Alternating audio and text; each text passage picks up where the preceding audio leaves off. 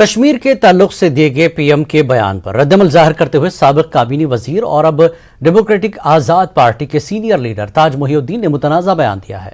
ताज मोहिउद्दीन ने कहा कि जद्दोजहद आज़ादी के दौरान आरएसएस अंग्रेजों के जूते पॉलिश करने का काम कर रहा था। वहीं बीजेपी के यूटी नायब सदर सूफी यूसुफ ने भी पीएम के बयान पर रद्दमल जाहिर किया। सूफी जम्मू कश्मीर को जिम्मेदार ठहराया। डॉक्यूमेंट्स पढ़ोगे और मैनन को पढ़ोगे कि नेगोशिएट कौन कर रहा था। नेगोशिएट सरदार पटेल कह रहे थे।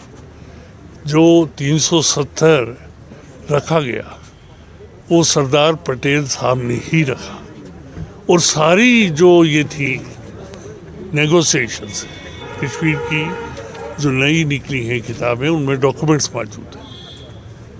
तो मैनन का अगला नाम नहीं, but he was the negotiator जिसने महाराजा के साथ की। वो भेजा गया था jointly by prime minister and age home minister Patel साहब ने। ये तो उस वक्त वो कर रहे थे क्या, बूट पॉलिश अंग्रेजों की। ये तो थे ही नहीं। मुझे बताइए ना, ये कहाँ थे? आरएसएस उस कहाँ था?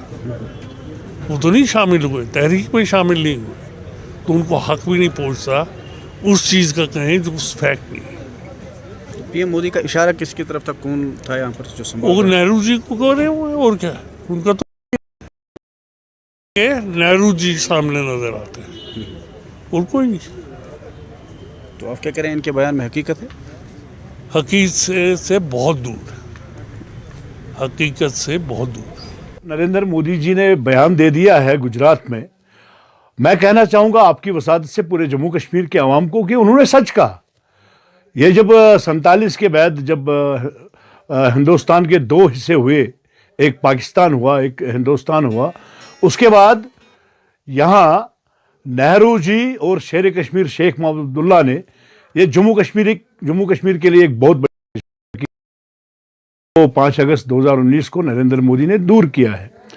तो अगर आप उनकी बयान पे जाएं तो ये सच है। उस वक्त इस जम्मू कश्मीर की जिम्मेवारी जो थी वो नेहरू ख़ानदान के ऊपर थी, नेहरू जी के पास थी।